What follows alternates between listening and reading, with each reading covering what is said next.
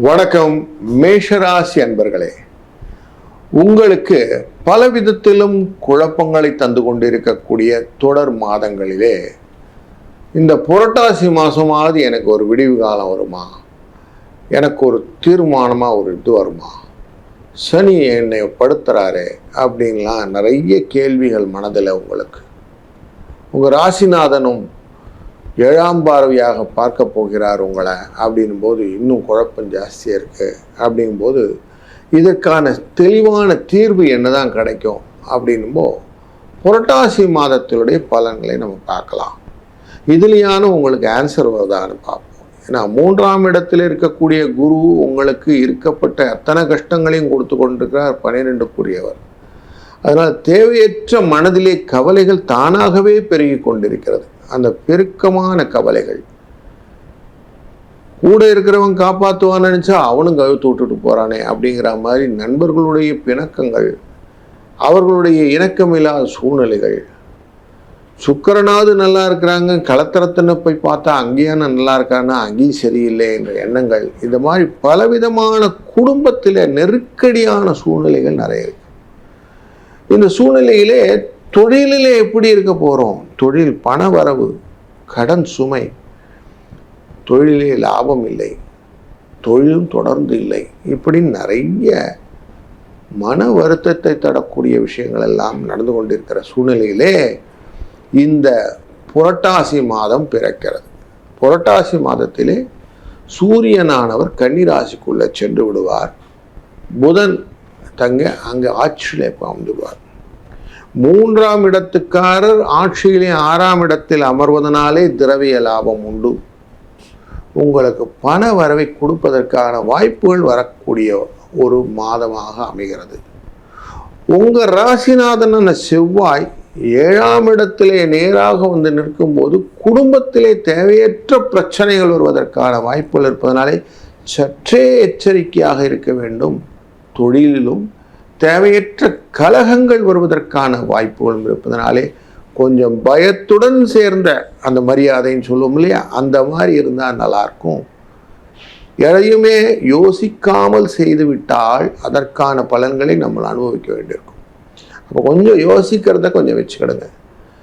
5ஆம் இடம் சிம்மராசிக்குள்ளர சுக்கிரனும் கேதுவும் சேர்ந்து அமர்ந்து கொள்ளக்கூடிய சூழ்நிலையை பார்க்கிறோம்.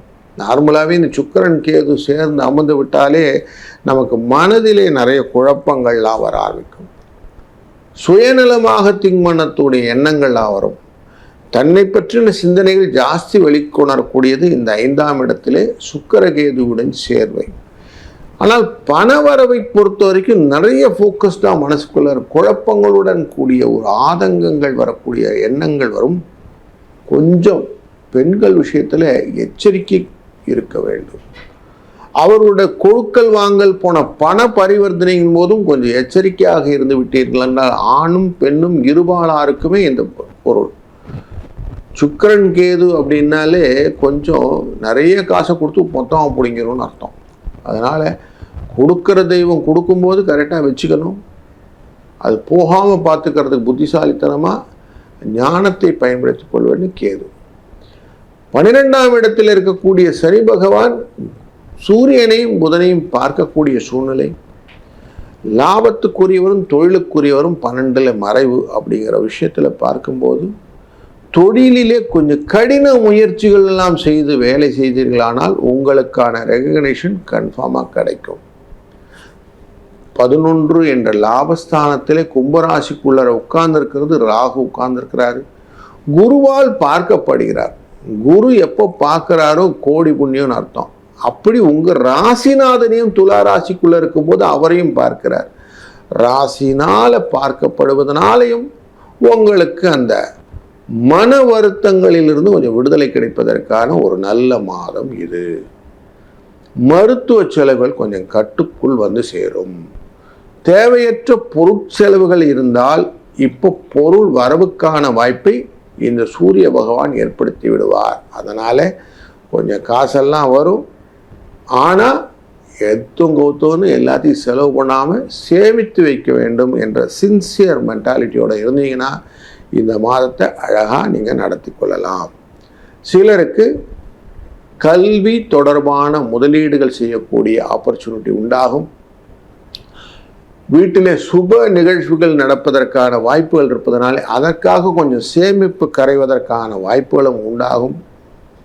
லாங் டேர்ம் இன்வெஸ்ட்மெண்ட்னு சொல்லக்கூடிய முதலீடுகள் நிலங்களிலும் இல்லை குழந்தைகளுடைய படிப்பு அவருடைய வசதிகள் சம்பந்தப்பட்ட விஷயத்துல எல்லாம் கொஞ்சம் இன்வெஸ்ட் பண்ணுறதுக்கான ஆப்பர்ச்சுனிட்டியும் சிலருக்கு இந்த மாதத்தில் உண்டு. மருத்துவ செலவு கொஞ்சம் கட்டுக்குள் இருப்பதனாலே கொஞ்சம் கவலைகளும் சண்டைகளும் தேவையற்ற குழப்பங்களும் குறையும். மொத்தத்தில் கடன் சுமை குறையும், பண வரவு உண்டு, தொழிலிலே லாபத்தை பார்க்கலாம், வேலையிலும் ஓகே சார் ஓரளவுக்கு நல்லா தான் போயிட்டு இருக்குதுங்க அப்படிங்கிற ஒரு நம்பிக்கையுடன் இருக்கக்கூடிய ஒரு மாதம் இந்த மாதம் அனைத்துமே நல்லதாக நடந்து சிறப்பாக இருக்கட்டும். நல்லது நடக்கும், நல்லதே நடக்கட்டும். வாழ்க வளத்துடன்.